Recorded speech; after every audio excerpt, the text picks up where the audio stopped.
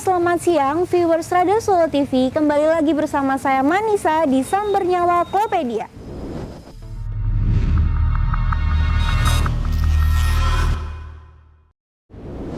Hari ini episodenya berbeda dengan episode-episode sebelumnya. Kita di kantor redaksi Jawa Pos Radio Solo kedatangan tamu istimewa. Nah, kalau kalian Persis fans, pasti kalian nggak asing nih sama sosok yang satu ini. Perkenalkan Bapak Suprapto. Selamat datang Bapak di kantor Jawa Pos Radio Solo, Pak. Nggih. Terima kasih atas undangannya. Nggih, Bapak apa kabar, Pak? Alhamdulillah. Alhamdulillah sehat. Nah, Pak, akhir-akhir ini kegiatannya apa, Pak Suprapto sendiri? Kegiatannya Nggih. ya menjadi anggota legislatif tentunya ya. Nggih. Di Karanganyar nggih, Pak. Nggih. Jadi anggota legislatif Komisi D. Nggih. Dan kebetulan memang dari itu saya juga pengennya di Komisi D yang bisa dekat dengan masyarakat. Nggih, nggih. Bisa membantu masyarakat yang kurang mampu. Nggih, nggih, nggih. Nggih, nah, Pak. Keinginan. Selain itu, Pak, kegiatan selain di legislatif niku napa, Pak? Ya kadang-kadang kalau pas longgar nonton bola, kalau enggak juga ngurus warung sama istri. Nggih. Nah, Pak, membahas soal sepak bola nih, Pak. Kira-kira ini, Pak, kan kemarin habis ada kepengurusan baru PSSI. Ya. Bapak sebagai supporter niku melihat kepengurusan baru di tangan Pak Erick Thohir ini bagaimana, Pak? Ya. Saya melihat di beberapa, memang belum 1 bulan belum ada. Tapi paling tidak hari pertama, hari kedua, hari ketiga, dan kemarin juga ada komunikasi dengan beberapa teman supporter. Tapi paling tidak Pak Erick sendiri selain ingin merubah apa ya yang telah terjadi di kalangannya, terutama di match fixing, juga tentang membuat ad hoc dari supporter, artinya supporter, keterlibatan supporter nanti juga akan ditarik ke PSSI. Nah ini satu awal yang bagus menurut saya, dan tentunya saya berharap teman-teman supporter juga menyambut baik hal ini, karena juga pemerintah sendiri juga sudah membuat undang-undang tentang keolahragaan, dan di situ juga menyangkut tentang persupporteran. Artinya di Undang-Undang Nomor 11 tahun 2022 ini, terutama di pasal 54 dan pasal 55, ini sangat, menurut kami sangat baik, karena di situ tercantum bahwa keterlibatan supporter ini memang harus diakui oleh manajemen, dan juga panitia pertandingan juga harus berkewajiban menjaga keselamatan penonton. Artinya undang-undang ini sangat diperlukan, mengikat untuk manajemen maupun panitia pelaksana. Ini bukan hanya di sepak bola, tapi juga di seluruh olahraga. Tentunya keselamatan penonton ini juga wajib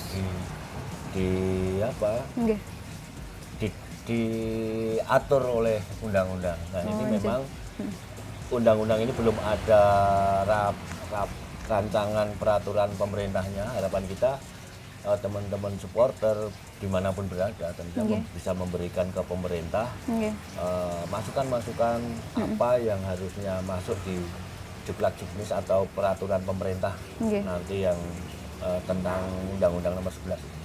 Jadi supporter juga diajak rembukan, diajak omongan seperti itu nggak, Pak? Mungkin itu juga termasuk kemarin yang di pengukuhan presidium di Jakarta nih kok, Pak? Ya, teman-teman kemarin pengukuhan Presidium Nasional kemarin memang kebetulan saya menjadi Dewan Pengawas. Ini memang baru bergerak, dan ini teman-teman supporter seluruh Indonesia ini kan di beberapa, memang belum semuanya terlibat. Sebagian ya, Pak? Harus bagian, tapi bagaimana Presidium Nasional ini nanti juga ikut aktif merumuskan atau memberikan masukan-masukan untuk peraturan pemerintah tentang undang-undang, menyikapi Undang-Undang Nomor 11 tahun 2022 ini. Kepentingan apa untuk supporter tentunya harus kita dorong melalui pemerintah. Siap. Nah kalau untuk move-nya pertama, Pak, kemarin nih apa sebagai Dewan Pengawas, mungkin lebih detailnya gitu, Bapak? Kami hanya mengawasi kinerja dari Presidium Nasional, Oke. sejauh mana kinerja teman-teman yang ada di pengurus harian ini. Oke. Dan kebetulan kalau nggak salah kemarin dan hari ini di Jawa Timur ketemu Oke. dengan teman-teman supporter, tanggal 6 nanti di Solo ketemu teman-teman supporter baik dari Jawa Tengah maupun dari DIY. Oke. Nah, harapan kami juga ini nanti akan ada sosialisasi Undang-Undang Nomor 11 tahun 2022 ini. Oh, Harapan kita teman-teman Presidium Nasional ini juga menyerap aspirasi dari kawan-kawan yang ada di Jawa Tengah. Di Jawa Tengah seperti itu. Nah, kalau tanggal 6 itu rencananya di mana, Pak?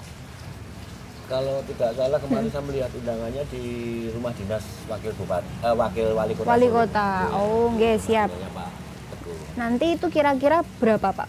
Partisipasinya tuh siapa saja, Pak? Mungkin detail-detailnya Harapan gitu. kami yang diundang Liga 1, supporter Liga 1, Liga 2 maupun Liga 3. Cuman memang kalau Liga 3 secara total semuanya waktunya yang mungkin yang kurang tapi paling tidak teman-teman Liga 1, Liga 2 ini Sudah. kita harapkan hadir.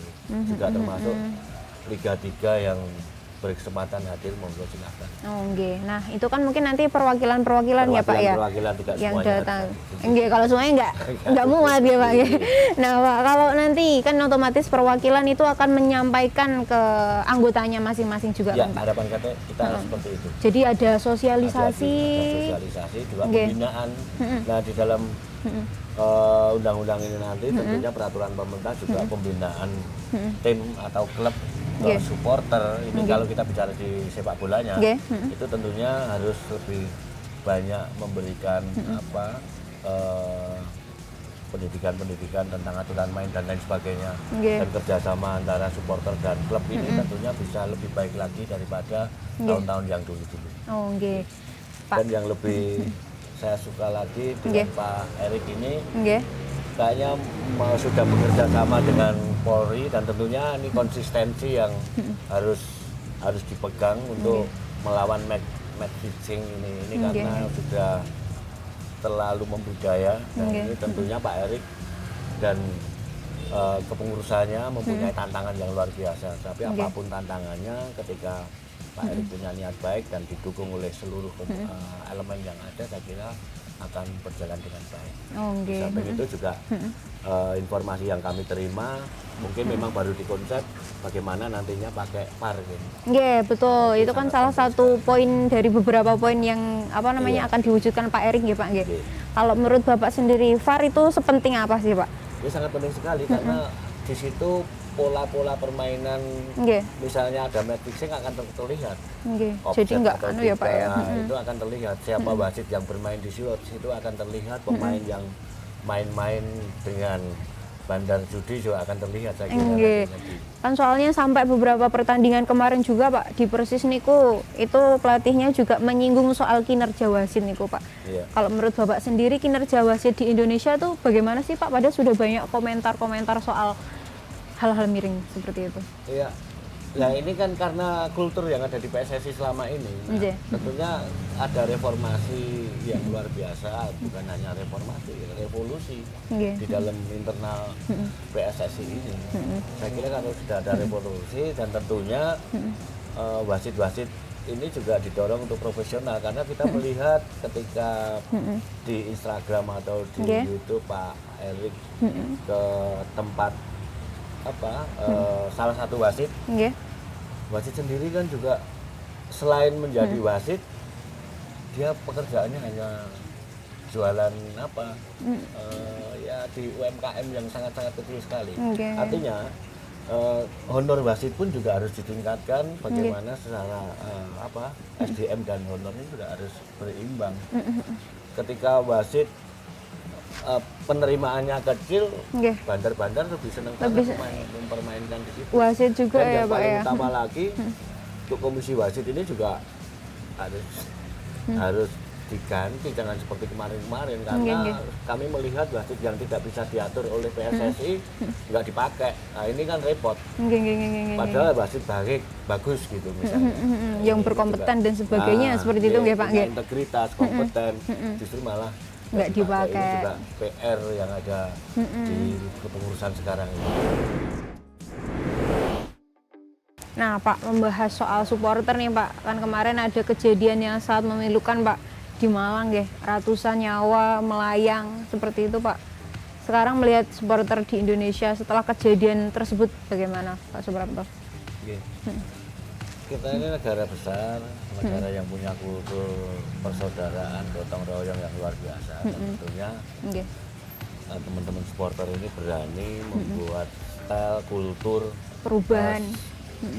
supporter Indonesia yang seperti apa. Ini memang semuanya tidak bisa bim salabim, tidak bisa instan ya. Nggih, betul, Paling Pak. tidak supporter-supporter yang dulu pernah ada itu sering berkunjung, bersilaturahim. Nggih. Itu kan juga akan membangun persaudaraan yang baik antar supporter ya. Nah, ini monggo semuanya kami serahkan ke teman-teman tentunya Nggih. dengan melihat kejadian di Malang kemarin, kita sendiri semuanya harus introspeksi diri, Nggih. tidak boleh saling menyalahkan, tapi paling tidak ini pelajaran yang Nggih.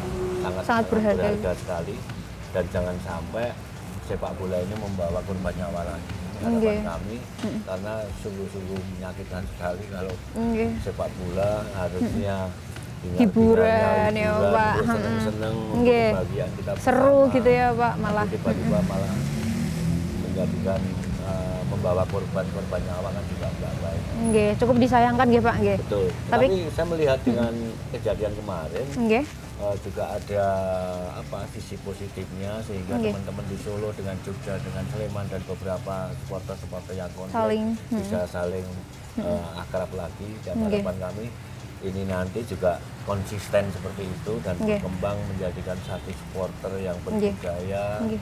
berbudaya Indonesia, yang Nggih. berkultur Indonesia, sehingga rasa persaudaraan, rasa paseduluran dan gotong royong ini akan terus Berkembang seperti itu. Nah, Pak, tapi seperti yang Pak Suprapto katakan, semuanya tidak bisa instan ya, Pak. Iya. Mungkin kan dari dalam persupporteran itu, per elemen itu belum semuanya nih kok, Pak. Nah, Iya. itu kan juga agak sulit nih kok, Pak.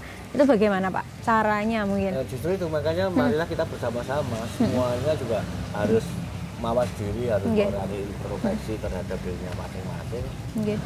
Jika semuanya masih mengedepankan ego, mengedepankan kelompok-kelompoknya, juga tidak Nggih. akan bisa menjadikan sepak bola ini maju, karena apapun Nggih. namanya sepak bola yang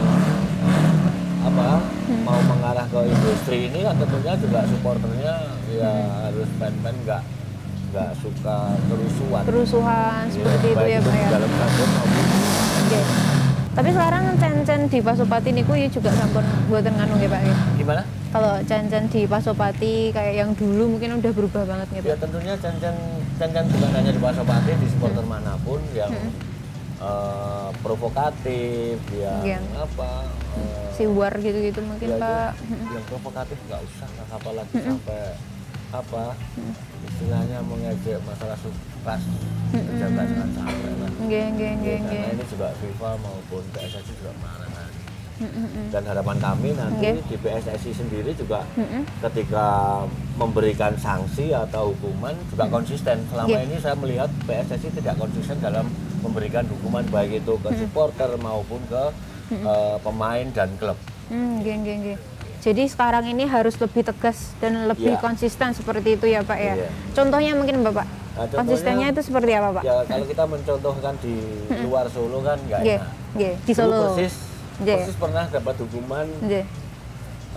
6 bulan tidak 6 kali pertandingan kalau nggak salah, 6 kali pertandingan atau 6 bulan tidak boleh ada penonton. Nggih. Tapi baru 1 kali pertandingan sudah boleh ada penonton. Artinya kan nggak konsisten. Nggih, nggih, nggih. Terus nanti kalau ada pemain yang memang provokatif dan atau memukul, itu nanti hukumannya misalnya ditetapkan 1 tahun atau apa, nanti banding udah Udahan, Nah, pas ini kan lagi. tidak ada konsistensi Nggih. di ini.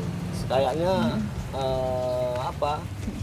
hukuman-hukuman ini untuk permainan atau Nggih. nggak tahu untuk Jadi nggak konsisten nggak gitu ya, Pak ya. Jadi mungkin nggak bisa, maksudnya untuk sanksinya, untuk efek jerahnya itu kurang mungkin, Pak. betul. Jadi agar tidak diremehkan aturan itu Iya. harus konsisten. Harus konsisten, harus tegas dan konsisten.